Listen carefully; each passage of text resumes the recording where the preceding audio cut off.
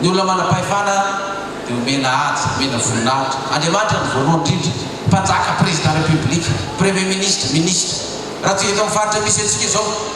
lehibe indrindra izao antsika dia ny ben'ny tanàna. Anjarantsika avao ny malatsy ny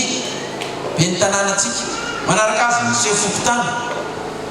ao ny district, anjarantsika vahoaka, tsy tsika vahoaka mihitsy. Na mety ataon'ny ben'ny tanàna sy ny chef fokontany ao na tsy mety, anjarantsika foana manaja azy fa tsy anjarantsika ny manonganongana ben'ny tanàna zany, ny manonganongana chef fokontany zany.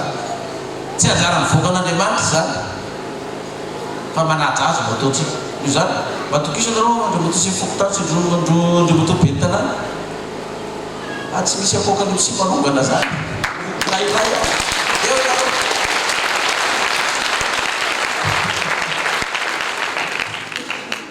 Tsisy voakan'Andriamanitra tokony midina an-dalambe manongam-panjakana zany. Za tsy SVM, matsotra iverinareo hoe SVM angamba dia ray miteny an'izany. Fa na ny Alemar teo, na ny Tim teo, na ny TGV teo, na ny PSD teo, dia efa zahajavara zany efa saina nomen'Andriamanitra any. Za miresaka amintsika izao tovi-taona amin'ny fahaleovan-tena, eny amin'ny 20 taona. Dikan'izany efa velona tsara tamin'ny andron'ny première république, efa nahita tsara. Fa tsy nisy tombotsoa tamin'ny firenentsika, tamin'ny firenena Zénova teto hatramin'izao. Dikan'izany vahoakan'Andriamanitra manaja ny mpanjaka,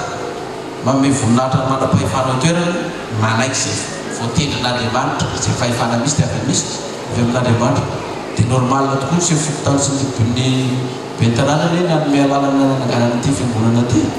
Vita soa tsara izy ity satria nahoana fantany hoe voakan'Andriamanitra hivavaka ao anay mpitondra fanjakana io fa tsy voakan'Andriamanitra hanozona anay. Sady zany ve?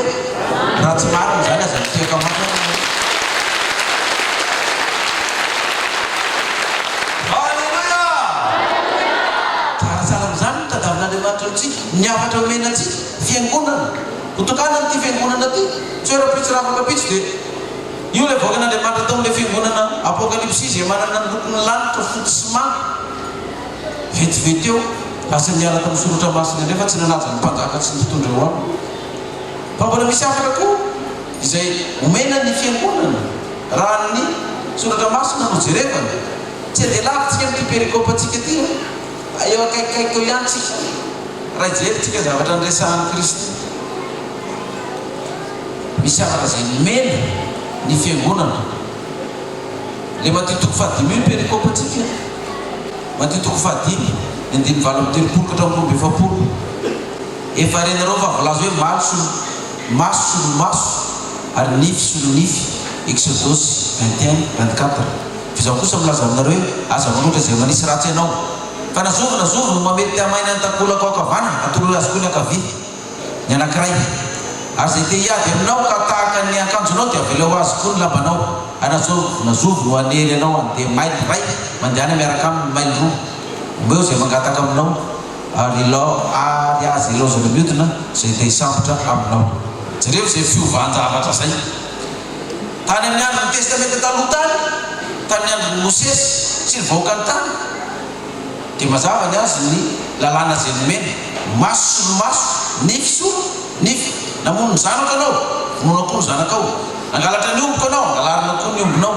Nandoro ny tranoko anao, dorona koa ny tranonao. Nanimba ny voloky ny ombonao, sy mbany ny omboko ny vononao. Nanompanay anao, ompa mivalinona koa zany. Mivalompo. Teo maso solo, maso nify solo, nify. Zay izy tany miandro tamin'ny andro zakisa re tsisy alaharo mihitsy. Tsisy alaharo mihitsy. Dahalo anao jiolatratra namono olona. Valy ny fitsaram-bahoaka maninona koa le jiola tsy dahalo atao inona koa. Fitsaram-bahoaka koa. Zay maso nify sy nify. Zay izy tany taloha fa efa tonga amin'ny andro Pasoavy ianao miova le trangan-javatra. Efa Jesosy mihitsy le zanak'Andriamanitra, le tenin'Andriamanitra indray no miteny hoe za kosa milaza aminareo hoe aza manotra izay manisy ratsy ianao. Fa nazovo no mamely tahamaina ny takolako akavanana atolory azy koa ny anankiray. Izy amintsika reto no mahavita an'izany. za rehefa ndeha nisy devoly nietsika devoly io tonga hoe vaika be mihitsy tonga dia mamokona tontolo be mihitsy izy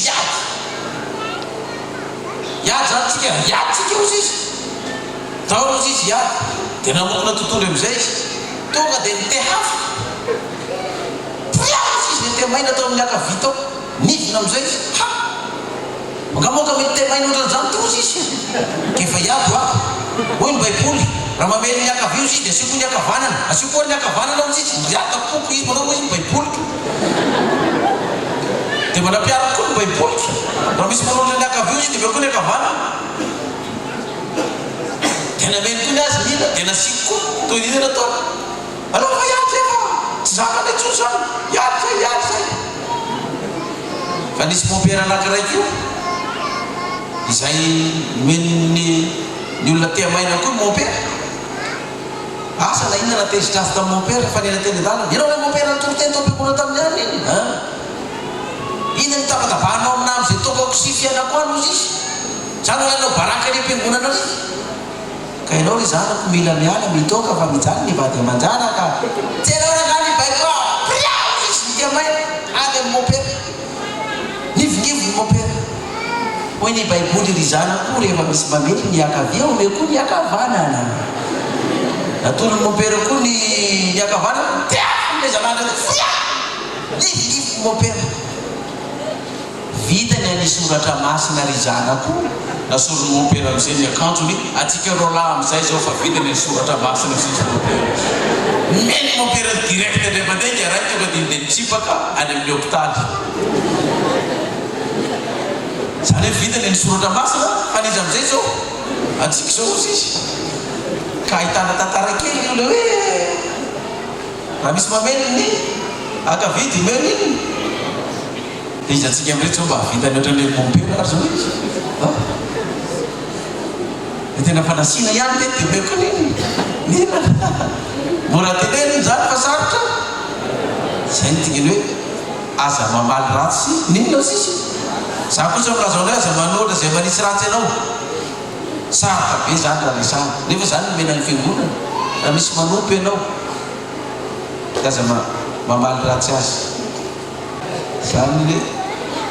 grave ty fiangonana tombo miadana ty fa hotokanany nareo dia zany ny afatra omena anareo dia ho vitanareo ve zany zavatra zany dia zany izy zany ny arafaty be da be izy ato favakytsika kely fotsiny kely izy hoe matitoko fahadimy io misy karazany maro izy io andeha ndraiky am'roapolo nilazana azy hoe afa ny afaratany aloha fa miova miendrika vaovao ndray ny fampiarana azy ty amin'ny testamenta vaovao fa tsy ohatran'le tany amin'ny andro tany io fa agola tany intsony nitsinge mihitan'izany koe tsy mitovy mihitsy nge ny fiainantsika am'izao fotoana zao ary tamin'ny andro taloha tamin'ny andro fahagola zany tanatsika eto malagasy ary hoe tanombo vaty kely ozy izy tsisy manino tsisy maka nitsika bakra rehefa misy fofon'iny ary miantony ery vetivety eo hitanao sao tsy hitanao tsony mbola alainy zalahy efa miova ny tantara zany tsy zay tsony ao anao zy izy andeha ndraiky am'roapolo matitiko fadimy efa renareo fa voalaza mitolo hoe aza mamono olona ary zay mamono olona dia mendrika olona amin'ny fitsarana fa za kosa milaza aminareo hoe zay rehetra nitezitra amin'ny rahalany dia mendrika olona amin'ny fitsarana ary nazovina anao amin'ny rahalany hoe olom-pony ianao dia mendrika olona amin'ny senedrolo nazovina anao amin'ny hoe foka iala dia mendrika eo any amin'ny elo mirehitra afo tany ny taloha hoe aza mamono olona fa zao ozy izy zay rehetra tezitra amin'ny rahalany dia mendrika ho elony fa efa mamono azy nefa anao tsy mamono azy direct zany andiny fito am'roapolo efa renareo fa voalaza hoe aza mijangajanga fizaho kosa milaza aminareo fa izay rehetra mijery vehivavy hilazy dia efa mijangajanga taminy tampony sahaty zay hoe le fivana taloha zany dia tena hoe mijangajanga dia mampiasa azy direct ty mba mijerijery azy fotsiny ianao satria le vehivavy zany efa manao akanjo fotanana dia mafana ny andro andro mafana zao dia ny akanjo leto mitratrany eto mampiseho ny atsasany ty cocombre nyty dia ny atsasany cocombre naty zany vitanao fa zay ozy izy dia efa mijangajanga miova zany le tranganjavatra fa le fotokevitra tsy miova le tena ventin'le hevitra le fotokevitra tsy miova fa misy heviny hafa koa dia efa manambarana azy Mbola teneniny andininy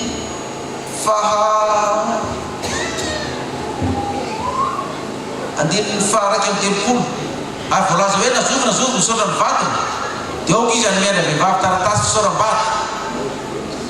fizany kosa milaza aminareo zay rehetra misaotra ny vatiny afa-tsy nono fijangajangana ihany dia mampijangajanga azy ary nazovo manambady zay voasaotra dia mijangajanga misy fanambarana zany tany amin'ny amin'ny testamenta taloha nazovo no misaotra ny vatiny dia aoka izy anymiana vehivavy taratasy fisaoram-bady zany hoe azo atao zany manao divorce rehefa leoleon'le vatinao zany ianao a ohatra rehefa leon'ity vatiko ty fa tsy izao mihitsy ny tena ny fanarako taloha izy kelikely ny tena tiavako azy zao izy matavy ohatrany troso alao misara dia azo atao misara nefa tsy miavy tsy manano ninona na le rahamatoto aloha ngeza be mihitsy dia niarary le rahamato enimbolana tany amin'ny hôpitaly lasa nitolona mifonopotra sisy toy le rangahy tsy ianao maizy ao mihitsy ny dadavy fa dia misaratsika za mila matavy dia azo atao izy fisara-baty zay tianao tanoza arakaraka zay tiavanao azy dia rehefa tsy metimety leo ny vatinao dia manolo hafa ndray manova ny mety ozy izy sana amin'le era-pianakaviana anankiray nanambady tovavy anankiray dia vita ny mariazy dia mivady izy mivady mangala tety foana ilay tovavy mangalatra isaka mangala tety amin'le vola dia maka 500 tsy mety aminao izy le rangahy tenao mangala tety ty fa misaratsika efa nandefitra ihany ka dia isaka zay vola mety anao banganao foana anombinanao foana 500 miala misara dia nanapa-kevitra izy nanambady vehivavy faroa ty tsaratsara kokoa ty ny antony sarako tamin'le vadiko voalohany mangala tety foana izy 500 za kristianina izy le vehivavy tsy mba mangala tety zany tsisy telo volana koa ny vadiny ronjato isaky ny mangala tety indray le faroa ary zato ary ny salama ka ianao manao double pont mihitsy ianao ty mialy ianao tsy fanarana nasorona koa le mangala tety ronjato soloana ndray ny antony sarako ny vadiko anankolotoaloha ndray nangala lelazato ndray nangala tety ronjato eninao tsara zay matokenao fa raha misy mivavaka tsisy ohatrany 5 000 isaky nangalatra ndray ty fahatelo 1000 francs ny lalako ny ty ndray 5 000 dama te satria mahazo misarabady am'izay ty misarahana zany dia nisoloana ndray tonga ndray ny fanonefany zay ny zava-misy attention za kristianina mavaka be mihitsy isaky nangalatra ndray ty 25 000 fois 5 soloana ndray idina ndray fa enina zay ny zava-misy 100 000 isaky ny mangala tety ndray ty anankiray ty dia lafa rano nyvolina ny fianakaviana mbola mpanambadiana ve ty zanatsika ty sa ahoana fa zay olona vadiny mangala tety daholo ary misy azo antoka tena izy mihitsy trano tena zaza endry mihitsy ny tovavy zany fa tena azo antoka ny fianakaviana sy nrehetrarehetra mihitsy natao ny fanambadiana vita ny fanambadiana mivady izy teraka anankiroa efa 5 taona ny vadina fa tena tsy nangala tety mihitsy raha tovavy zingarana zay vao mba milamina ny fiainatokantrano zay vao neta vehivavy tena manga ny lanina ka tsy takatry ny apocalypse izy manao fotsy manga fa dia tena itino izy efa nangona vola zareo tamin'izany efa ela zany tany amin'ny taona 20 tanoany efa nangona bola 30 millions tao an-trano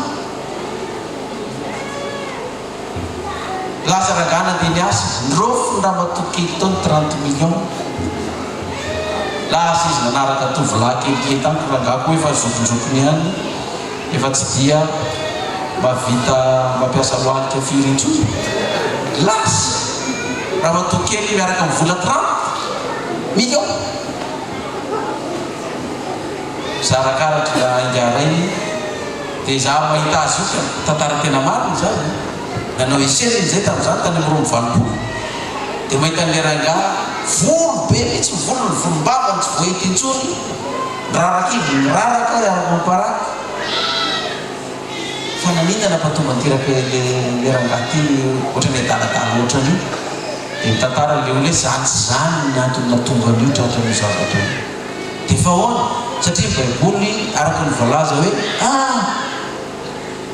araka ny voalaza hoe nazovo misaotra ny vadiny dia aoka izany hoe andravehivavy taratasy fisoratam-bady aoka izany hoe taratasy fisoratam-bady amin'ny vehivavy io rehefa te saraka aminy dia zay vadiny nangala tety ny sarahany daholo io ny hafarany raza ino na valin' Jesosy za kosa milaza aminareo tsy zay tsony ny zava-misy tsy zay tsony fa nizaniza misaotra ny vadiny afa tsy nao mivijangajangana ihany dia tsy azo ekena fa raha ny vadinao mijangajanga indimy iny amin'ny pipimbaly sy rivo any leo anao zay ny antony isaranao dia ekena zay fatalotsy iseny zay dia teneniny atoko andiny fateriny depolo ary koa efa renareo fa voalaza tamin'ny tolo hoe aza mianitsy to fa efa Jehova ny fianiananao za kosa milaza aminareo hoe aza mianina kory amin'ny lanitra fa tsy izy fiananan'Andriamanitra zany misavatra miova foana ao zany andiny valo amin'ny telopolo ny resantsika teo maso nify solonify andiny telo amby efapolo efa narenareo fa voalaza hoe tiavany namanao mankalany favalinao za kosa milaza aminareo hoe tiavany favalinareo ary mivavao zay manentsika anareo mivadika zany tsanganjava raha tany amin'ny andro taloha dia arabaky teny mihitsy ny teny rehetrarehetra rehefa tonga ny andro pasoavana tonga dia teny Kristy misy fiovanjavatra eo dia favalinao eo ihany fa tsy andeha akala azy intsony ianao fa mivavao azy miohanina ny favalinao mivavao azay manentsika anareo fa sy manopa sy manevadeva azy mivavao zay manentsika anareo fa aza manozo vavao favalinareo dia mena lisonao zany tsika fiangonana fa raha manao an'izany tsika dia omena Andriamanitra ny fitahiana zay tsy takatry ny saina satria tokana ity fiangonana ity tadolona Andriamanitra zany ato anatin'ity fiangonana tokanana ity mba andeha araka ny inona koa misoratra masina raha tsy hanaraka an'izany nareo dia aza mitehaka fa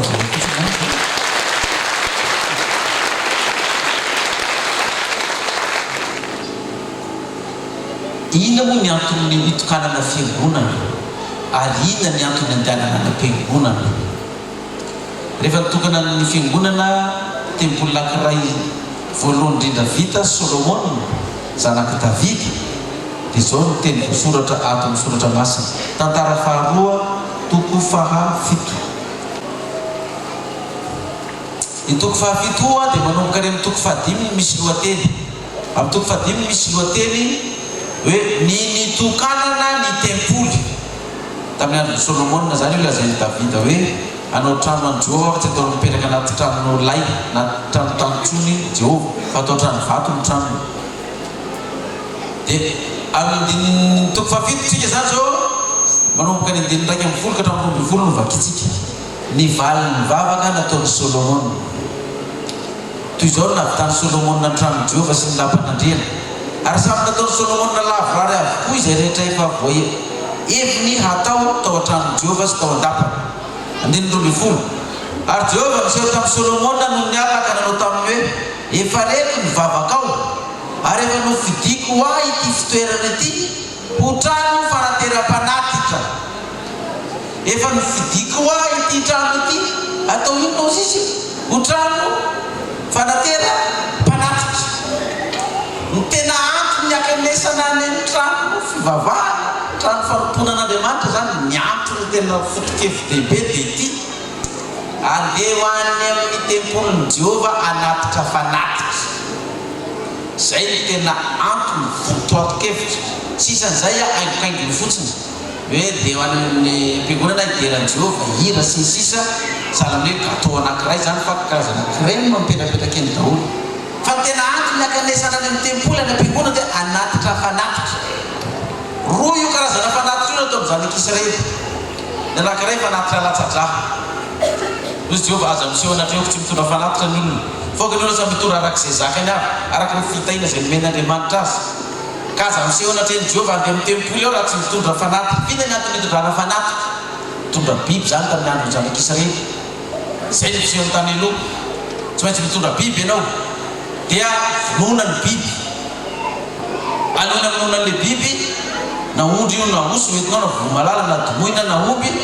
aperaka ny zanak'Israely ambonilohan'ny biby eo ny tanany dia meky ny elony izy za nangalatra za nandainga za nitsangajanga dia hoe mpisorona ay satria anao nandainga nangalatra nitsangajanga dia naperaka amin'ny lohan'le biby ny tananao dia mifindra amin'io biby io no fahotanao dia ny antso moa io biby io alatsao ny rano fa tsisy famelakely fa raha tsisy raha latsaka ka rehefa maty bibio dia afaka ianao fa bibio nefa nitonga ny elo kao. Zay nampatonga ny fitenenana hoe aza mahakany amin'ny tempolo. Zay nampatonga ny fitenenana hoe trano natao io dia natao anatenana fanatitra, zany hoe hitondra biby zany ny zanak'Israely dia hovonoina ny biby dia latsaka ny raha dia voavela ny elony dia velona izy fa tsy ho faty. Tsy toram-bato izy amin'ny faran'ny taona rehefa tonga ny andro fitsarana. Tsy hotrarany fitsaram-bahoaka izy amin'ny faran'ny taona rehefa tonga ny andro fitsaran'ny Jehovah, satria nitondra biby izy tamin'izao tany izay nataony nandritry ny herinandro isan-kerinandro zany isaky manoty ianao zany dia tsy maintsy mitondra biby. Zay ny sariny tamin'ny andron'ny zanak'Israely. Zay ny entina nikaresana am-piangonana. Fa zavatra faharoa koa dia hoe mitondra fahafolo-karena sy ny voalohany vokatra nareo any amin'ny fiangonana mba andraisanareo fitahiana indray mandritry ny herinandro. Dia tsy hovanga ny vola miditra aminao, ny vary hohaninao, ny menakanao, ny fambolenao tsy mivitanao mba tsisy hovanga. Fa le biby atao fanatitra hoentina zany tsy azahoany zanak'Israely fitahiana fa azahoany famelan-kely. Zany hoe fitahiana ara-panahy no azony. Fa tsy mahazo fitahiana ara-bola izy na araky ny fambolena sy ny vokatra sy ny fiompiana. Fa mba azahoany an'izay indray dia nasainy mitondra fahafolo-karena. Zay ny endrika ny Seholy tany amin'ny zanak'Israely. Fa aty amin'ny androntsika amin'izao fotoana zao efa endrika vaovao indray ny Seholy. Efa tsy mitondra biby intsony tsika, na kristianina katolika na protestant na mivavaka sabotsy na mivavaka lahady, tsisy mitondra biby intsony. Atao fanatitra. Fefa mivadika ina indray le fanatitra atao, vadika vola indray. Iny vola hoentinao iny zany dia karazana hoe mitondra biby ianao zany ny dikan'iny. Zay ny sarin'iny. Raha azonareo tsara nytiako resana dia le Jesosy nilaza hoe taloha zao ny zavatra natao fa amin'izao indray zao ny endriky Seholy. Azotsika ve misy amin'ny endriky Seholy amin'izao fotoana zao fa hafa indray zany fa le veti-lefitra tsy miova. Fa amin'ny endriny vaovao amin'izao fotoana zao tsy izay intsony indray, tsisy mitondra biby zany. Tsisy mitondra biby zany na katolika na protestant na fiangonana zokony na zanony. Satria fa niendrika hafa indray. Dia itsika zany rehefa makao am-piangonana dia anatitra fanatitra. Zay ny ialana any an-trano, dia akany an-trano anatitra fanatitra. Dia zany mampatonga ny fiangonana rehetrarehetra manao fanatitra daholo na rakotra intsona azy. Manao daholo na katolika na protestant manao daholo ny mariky ny biby anankiray alatsatra. Raha ataontsika hoe ohatra ity arakarak'izay fitahiana nomenao, nomen'Andriamanitra anao zany no entinao arak'izay zakanao. Dia zao nasainy mitondra fahafolo-karena koa ny zanak'Israely. Io fahafolo-karena io sy ireo fanatitra reo zao ny baiko omeny Jehovah anazy a. Baiko omenany io dia hoe omenan'ny Levita sy ny mpisorona. Raisiko kely mitoko sy andininy. Omenan'ny Levita sy ny mpisorona. Ao amin'ny nomeritsika hijery azy kely vetivety. Nomery toko 7:20. Fakitsika ny andininy 7 sy ny manaraka. Ny lohateny eo ny amin'ny raharahany Levita sy ny mpisorona ary ny zavatra izay natao anjarany. Jehovah teny tamin'ny Arona hoe ino zao efa nampitandrina anao ny fanatitra ho aho. Dia ny zava-masina rehetra ateny ny zanak'Israely efa nomeko anjaranao sy ny taranakao izany ho anjara mandrakizay. Jehovah teny tamin'ny Arona ino zao efa nampitandrina anao ny fanatitra ho aho. Dia zava-masina rehetra ateny ny zanak'Israely efa nomeko anjaranao sy ny taranakao izany ho anjaranao mandrakizay. Zanak'Israely zany asany manatitra fanatitra ho an'ny Jehovah. Fa Jehovah ny teny hoe io nomeko anao io ny Arona, nomeko anao sy ny taranakao io. Makany am-piangonana zany zanak'Israely mitondra anazy eny Arona zany izy satria any Jehovah no anaterana azy fa izy Jehovah manome an'izay ny Arona zany hoe za zao omenareo, ataontsika omenareo vary ray gony dia azoko ny vary ray gony dia omeko ny mahantra ry satria misy mahantra be da be ao zany. Ohatrany zay zany lizy. Dia toy zany lizy 9:20. Ny fanatitra izay alainy avy amin'ny zava-masina ateny ny zanak'Israely ho an'ny Jehovah dia efa nomeko anao sy zanakao lahy zanakao vavy anjara mandrakizay. Dia fanekena mandrakizay asiatsira eo anatrehan'i Jehovah izany ho aminao sy ny taranakao koa. Ino moa le fanatitra amena io? Rehefa mitondra biby ny zanak'Israely mitondra omby dia vonona le izy. Dia iny omby vonona sy iny ondry vonona iny nataony zareo sakafo, ataon'le mpisorona sakafo zany. 9:20. Rasul fina mo nyatun zeu si ndropul aru Jehova tamin'ny Arona tsimbana kaloha avy amin'ny tany ianao sady tsimbana nanjara aminy eo aminy zaho manjary nosy nilovanao amin'ny zanak'Israely andiny raiky amby roapolo ary iny taranaka Leva efa nomeko ny fahafolokarena rehetra amin'ny Israely ho fananany iny ny fanompona zay ataony dia ny fanomponany amin'ny tranon'ilay fihaonana andiny lefatra amby roapolo fa ny fahafolokarena ny zanak'Israely zay ateny ho fanatitra ho an'ny Jehova dia efa nomeko ho an'ny taranaka Levy ho fananana izany nilazako tamin'ny hoe tsy hananalovy eo amin'ny zanak'Israely izy ny fahafolokarena ny zanak'Israely zay ateny ho fanatitra ho an'ny Jehova fahafolo zanak'Israely zay ateny ho fanatitra ho an'iza ho an'ny Jehova dia omena an'iza ozy izy omena ny taranaka Levy ho fananana zany lazaikanao tsy hanana lova izy eo amin'ny zanak'Israely andiny dimy amby roapolo tsena amby roapolo Jehova miteny tamin'ny Mosesy ka nanao hoe mitenena indray ny Levita hoe rehefa raisinareo ny zanona rehefa raisinareo amin'ny zanak'Israely ny fahafolokarena zay efa nomeko ho fanananareo avy aminy dia hanalanareo ampahafolony kosa ho an'ny Jehova izany le Levita mahazo le fahafolokarena iny zany mena azy eo dia izy koa zany mba maka koa dia mamato fahafolokarena koa izy zany zay izy tamin'ny zanak'Israely dia nandray zavatra tranga taty jereo tsara le votokatery sy le foto-kevitra ny zanak'Israely mitondra aterina ho an'ny Jehova ao amin'ny fiangonana io trano tokanana io izy Jehova tamin'ny Solomona dia atao fanaterana iny fanatitra ity zany tokanana ty trano eto ambony adana ty atao fanaterana iny dia zay fiangonana tokanana rehetra na katolika io na protestana inona dia trano atao fanaterana inona daholo zany zany fanaterana fanatitra ay nareo mety fiangonana tsy manao fanatitra satria zay fanaterana fanatitra dia omena ny Arona ny fanatitra taranaka ny Arona fa ny ampahafolo omena ny Levita dia inona ny zavatra mitranga efa mahazo loko zany ny taranaka Arona sy ny Levita dia mba maka koa izy dia mba mandoa fahafolokarena koa ataoko ohatra mivantana zany hoe za zao pastera za to Levita dia za zany mahazo le fahafolokarena fa raha mahazo fahafolokarena zany dia lasa koa mandoa fahafolokarena rehefa tonga ny fotoana fanaterana fanatra mitsangana koa dia mba mandrotsaka ny akora na azo vola vety iny ampafoloko iny mba rotsako fa raha sonazo a ino moa no rotsako dia mandoa koa zany ny Levita ny mpisorona fa tsy mivavaka ihany no mitondra fa izy koa manao koa arak'izay azony koa miverena amiko ianareo malakitoko fatelo andininy fahafito malakitoko fatelo andininy fahafito hatramin'ny andro ny razanareo dia efa niala tamin'ny didika ianareo ka tsy mitandrina azy miverena amiko dia mba hiverina anareo kosa ho Jehova tompony maro nefa ho ianareo ao na ry fiverinay androban'Andriamanitra vanina no mandrobay ianareo nefa ho ianareo amin'inona no androbanay ianao e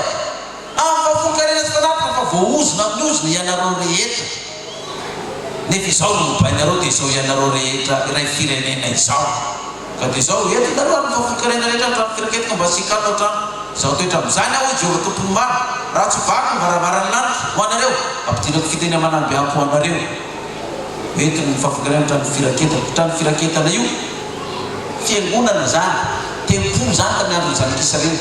fa ahoana ny endrika isehoany amin'izao fotoana misy antsika izao hoy izy ny baiboly isika indray ny tempolin'Andriamanitra isika indray ny tranon'Andriamanitra rafitra tika indray isika indray zany ilay tempoly isika indray zany ilay trano firaketana fa zao ny omenany ny fanatitra na fahafolokarena raha ny lalàn'ny soratra masina dia ny Levita sy mpisorona sy ny mpiara-miasa aminazy eo fa ny zanak'Israely fiangonana mitondra izany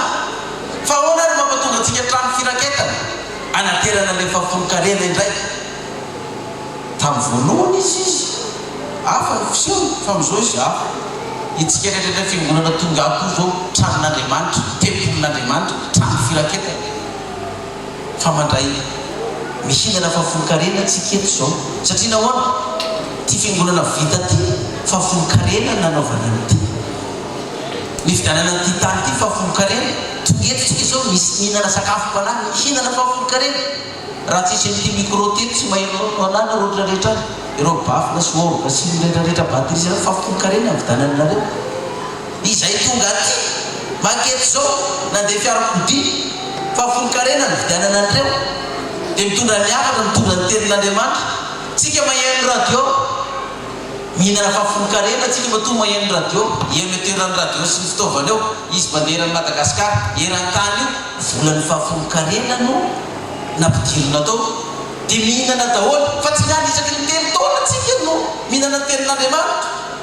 tsy miandry isa-taona tsika no mihinana ny tenin'Andriamanitra fa tamin'ny andron'ny zanak'Israely izy dia zany isaky ny telo taona vao entiny tsy efa mahazo mihinana ny olona isaky ny telo taona dia fa aveo lasa mivadika indray ny tantara dia natena isa-taona indray tsy efa mahazo mihinana fa minendrika amin'izao fotoana zao miandry telo taona ve tsika vao mivavaka ao am-piangonana miandry isa-taona ve tsika vao mivavaka ao am-piangonana miandry isaky ny telo taona ve tsika vao mba mare zany tenin'Andriamanitra izany isanandro tsika dia mihinana zany mihinana fahafolon-karena fa amin'ny endry ny ara-panandro fa tsy taka amin'ny zavatra misy tamoa zany tonga Josy laza hoe efa voasoratra hoe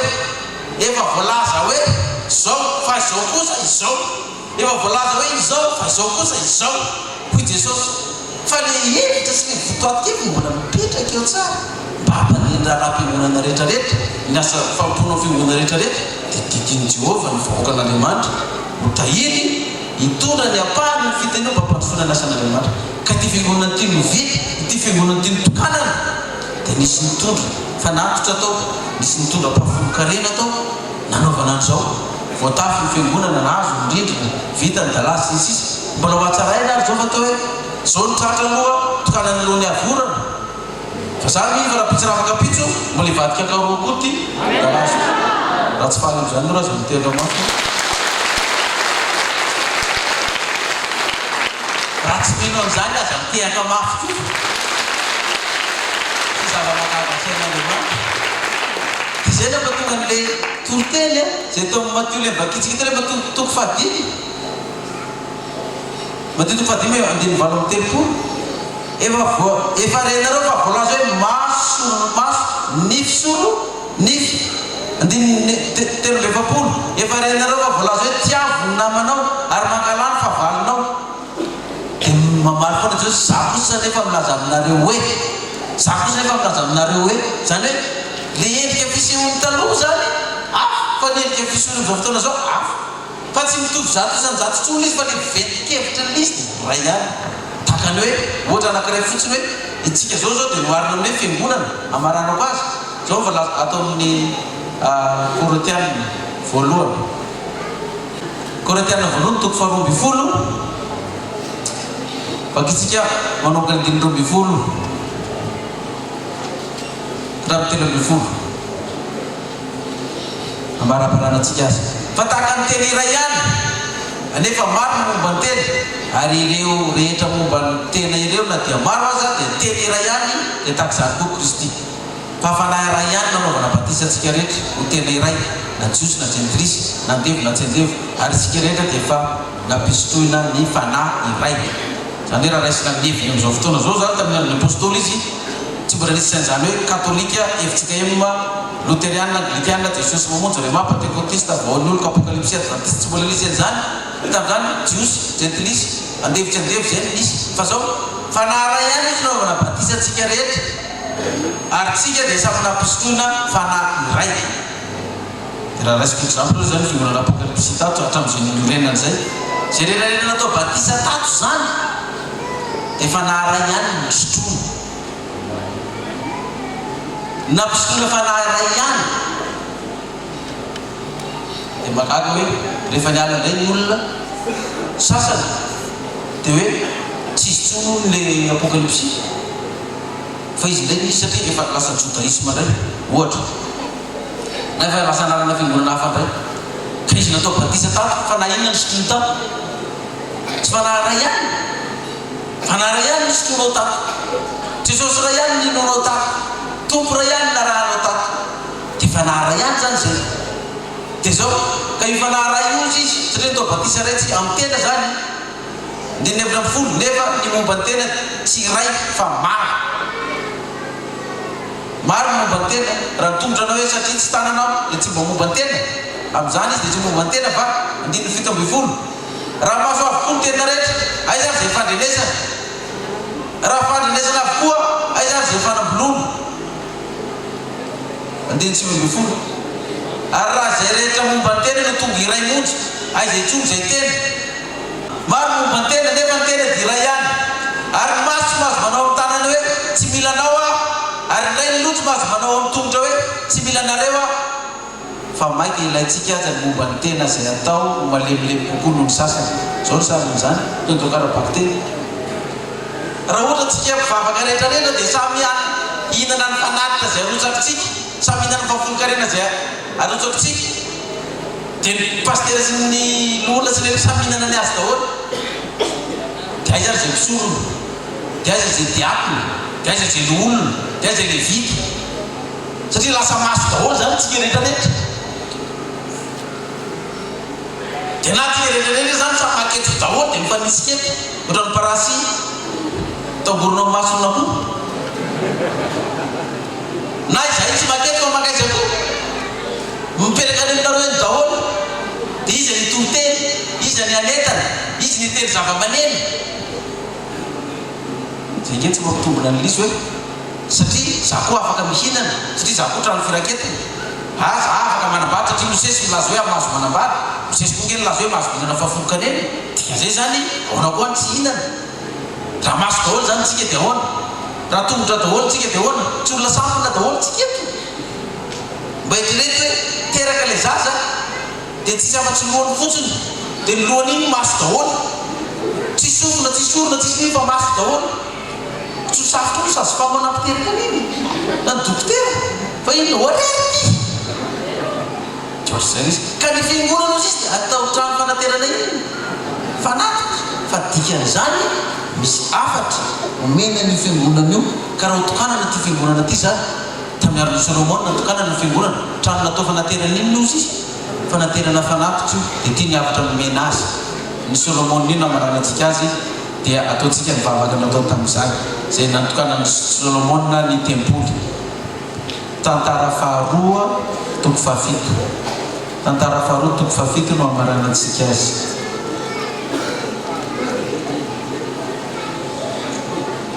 Tantara faharoa toko fahafito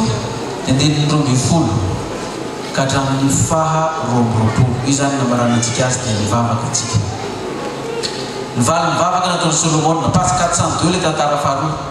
toko fahafito manomboka ny andininy 120 zany. Toy zany navitany Solomon ny tranon'i Jehova sy ny lampanandriana ary sady nataon'ny Solomon raha lavorary avokoa zay rehetra efa voaheviny atao tao tranon'i Jehova sy tao dapany. Ary Jehova tsy tao Solomon ny nialaka nanao taminy hoe efa reky ny fivavaka ao ary efa nividiko aho ity fitoerana eto ambony adana ity ho trano fanateram-panatitra taovamenina mafy taminy. Koa iny raha mampiatona ny andro aho ka tsy misy ranorana latsaka nanatsaiky nandatsaka nandany ny tany ny valala na nanateroko arety mandringana ny olo. Raha ny olo zay natsoina amin'ny anara ho avy aneritena ka hivavaka sy tady ny tavako ary hiala amin'ny ratsy fanaony dia hieno nandanitra aho ka mila ny elony ary anasitrana ny tany.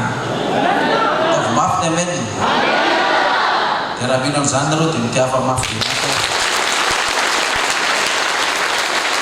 Halleluja. Andininy 10 ary izao dia hihiratra ny maso ary ny sofy iainy ny vavaka zay atao amin'ity fitoerana ity. Fa efa novidiko sy moamasiniko ity trano ity mba hitoeran'ny anarako mandrakizay ary ny masoko sy ny foko ho ao mandrakariva. Averiko tsara le izy averiko tsara ny mpandeha. Ary zao dia hihiratra ny maso ary ny sofy iainy ny vavaka zay atao amin'ity fitoerana ity. Fa efa novidiko sy moamasiniko ity trano eto ambony adana ity mba hitoeran'ny anarako mandrakizay ary ny masoko sy ny foko ho ao mandrakariva. Raha tsy mino an'izany nareo aza mitehaka mafy azy. Amen. Etoy zany izy ary aminao ny vahoaka sy fiangonana eto ambony adana raha andeha anatrehako tahaka ny nandehanan'i Davida rainao ianao ka hanao araka izay andidiko anao sy tany nadidiko sy nisitsipy dia ampitoeriko ny seza fiainanan'ny fanjakanao araka ny fanekeko tamin'i Davida rainao. Tsy ho diso zanakalahy ho mpanapaka amin'Israely ianao. Amen. Fa raha mividy kosa ianareo eto ambony adana ka mafoy didy sy ny lalàna zay nataoko teo aminonareo ka mandeha manompo Andriamanitra sy mekoko anatera dia hongotako amin'ny tany zay nomeko anareo ary fongorako sy eo masoko ity trano amasiniko ho an'ny anarako ity sady ataoko ho abolana sy ho ambetitena ny firenena rehetra ary na dia avo azy ity trano ity na dia fotsy manga ity trano ity dikan'izany dia ho fitalanjonana zay rehetra mandalo izy ka ataony hoe naninona re dia nataony Jehovah toy izao ity tany sy ity trano ity ary isy amaly hoe satria nafoian'i Jehovah Andriamanitra ny razana zay nitondrazany voaka avy tany Egypte izy ka nikikitra tamin'ny Andriamanitra sady nikoka teo anatreny sy nanompo azy koa izany nampidirana izao loza izao rehetra izao tao ambany taova amenina zany amenina tsara zay tanteraka tokoa ane zany raha tsy miala amin'ny Jehovah ty fiangonana ty sy nivoaka an'Andriamanitra rehetra na inona fiangonana ivavahana izy dia ahiratra ny masoko ahiratra ny masoko izy izy ary dia ny fitahiko sy ny fanekeko ho amin'ity fiangonana ty sy nivoaka rehetra n'izy izy na izy raha ohatra ka mahatoky amin'Andriamanitra izy fa ity trano ty dia natao trano fanaterana inona tokoa fanaty karaha mbola fanatitra marina mpahafokarena marina no entinao ahiratra ny masoko izy izy fa amin'ny andro zay vilinareo lamina ka mafoy ny didiny sy ny lalàna zay natao teo nolonareo mandeha manompo Andriamanitra miala amin'ny fiangonana zay nitsoin'Andriamanitra anareo ka manompo Andriamanitra na inona fiangonana ivavahantsika zany miala amin'Andriamanitra ka manompo Andriamanitra izao ho fongorako sy eo masoko tsony ity trano masiniko ty na dia misy fiangonana lehibe zao dia mamirapiratra takaninonareo ka itsika ato anatiny ato andeha hivery ny talana andeha hanompo Andriamanitra hafa indray andeha hiala mididiny sy nalàna sy mitsipo mora vako izy izy na ho gagany olona manodidina ivy ny hafarana le fiangonana nitokanana ty tokanana nakotrokotroka iny izy olona avana fa nanenina teo be tenin'olona ianareo miala tamin'Andriamanitra tsy natoky intsony tsy marina intsony ninana ny fanahy ninana ny apafolo iny hafarana iny ny hafarana roahy hiala nareo dia jereva ke tantaran'ny fiangonana zareo nainga teo amin'ny Damaseva le tantaran'ny fiangonana eo ny ainga tantaran'ny fiangonana ary teo misy fandoahana voalohany raha raha ny Damaseva tsy hinana ny voankazo voarara vao nihinana azy izy mivaky dia voaroko niala tao amin'ny sanedeny niala tao amin'ny fiadanana lasa ny atsembony ny nanatavana tsy mahazaza raha tsy fahorina ny terana tongatra ny taranaka ny fandimy fahafatesana satria nihinana ny voankazo voarara dia voaroko atao dia mba ray marika eo nareo ny diny tsara arao maso tsara reny olona voaroka tamin'ny fiangonana nandroany fiangonana Andriamanitra na nalaza na izy fa nihinana voankazo voarara dia olona ka morondro tsy marina ve zany dia andramake hany koa io hitanareo azy fa tsy maintsy voaroka atao ianao na ianao mandroaka ny tenanao fotsiny satria te hihinana ny voankazo voarara io araka zay baiboly marikiriko fe mijery azy sa matsiro ritra mampitehinana sa tsy mampitehinana mampitehinana itsika zay fa tokona fiangonana rehetra mienjo toroteny zao tsy ho an'ny amboniadana ihany ty afary ty fa ho tsika rehetrarehetra zay maheno zao afatra zao fa raha teo tafavoaka ny sahideny ianao hany voankazo voarara io fa mazava ny tenin'i Jesosy talohany ety zany mantsy reto farisy mpamoran-dalàna reto ny amafofona-reo na melan'ny mosesy anareo isaotra vatanareo fa tsy zany ny taloha izy fa ny amafofona-reo taloha koa tsy zany tsy mihinana fafokarena zany ny olona mivavaka rehetrarehetra fa ny amafofona-reo dia navelan'ny mosesy anareo hinana fa taloha tsy zany fa ho avako izy Jehovah manompo asiny tsy manompo dia samy manala ny soratra masina tsy Andriamanitra le tatsika itongolana vita ny fiangonana ty misy apana hafatra enitsika zay fa voafetra ny fotoanatsika maro ny tokony resahana fa samy mitsakotsako izany mbola te hipetraka misany edeny avy ianao mbola te hitondra fanatitra avy ianao ao trano n'Andriamanitra zay naorinao hitokana azy tsika io izy mandehana amin'ny marina mandehana amin'ny nitsina fahitan'Andriamanitra zay ataontsika fa ho avako izy manompo asiny tsy manompo ahy karaha tena manompo an'Andriamanitra marina tsika Patsenovan'olona be titelo iny afarany satria niala tamin'ny Jehova Nompan'Andriamanitra dia tsanga mivavaka ary marina zany afatra zany. Jehova Andriamanitra ray eo tokanana ty fiangonana ty androany eto Bomiadana. Ianao dia nilaza araka ny afatra nomenanay fahaizan-trano zany zay ivavaha dia trano vidiana ho trano fanateram-panatitra. Dia nanafatra ianao Jehova manao hoe raha ny oloko izay natsoina amin'ny anarako ho avy hanety tena ka hivavaka sy tady ny tafako hiala amin'ny raha tsy fanaony dia ianao ny an-danitra ko amelan'ny elony ary anasitrana azy eto amin'ity toerana ity. Misy Andriamanitra fa laza taminay ianao fa izao dia ahiratra ny masonao ary ny sofinao ieny mivavaka izay atao amin'ity fitoerana ity.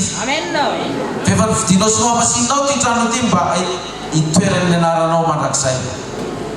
ary ny masonao sy ny fonao Andriamanitra dia eo aminay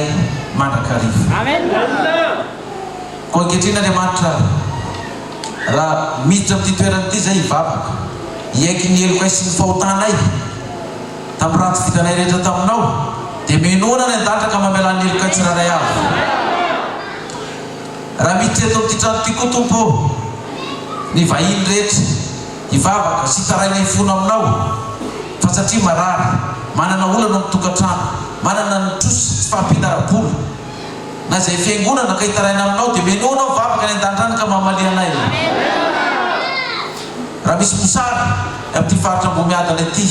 ka tonga ny valala mamely ny vokatra, tonga ny tondran-drano sy ny avandry hamely ny vokatra ny tany sy ny fambolena rehetra ka tonga eto zay mivavaka amin'ny taraina mba tsy hilatsan'ny avandry, mba tsy ho simba ny biby ny vokatra, mba tsy ho simba ny tondran-drano ny vokatra, mba tsy ho simba ny avandry ny fambolenay dia menona ny an-danitra ka meno anay Tompo. Raha misy fahavalinay manafika anay anisy ratsy anay hitoranay any amin'ny tribunal ampigatra anay anendrikendrika anay ka tonga zay mifona sy mitaraina mivavaka aminao ty amin'ity trano ity dia menonao ny an-danitra any. Raha lain'ny olona kely ny taninay ny fanananay biby fiomponay satria tsy mba manana taratasy ara-dalàna izay fa lovandrazanay hatramin'izay io dia tonga ny olona mitondra taratasy avy any ka tonga eto zay mivavaka dia menao fivavaka ay Tompo mba tsy ho azy ny olona ny taninay fa hitoetra ho anay sy ny taranakay ihany. Andriamanitra raha io maro mivavaka tinay io tonono fa matoky izay fa irenao ny fivavaka izay natao tamin'ity toerana ity ka izay anay dia tsy ho tonga be ty tenin'ny olona ndray andro nanao hoe satria nialan'ny Jehova ka dia nataon'ny Jehova tahaka izao ireo fiangonana sy io tanàna io fa mba vahoaka kotsy izay azona ny teninao ka dia maro ny olona anao hoe fantatray fa momba anareo Andriamanitra dia manaraka anareo koa izay anao ary Jehova ny dera sy niaka ny fananatana izay ny anaran'i Jesosy no anatana izany. Halleluia, amen.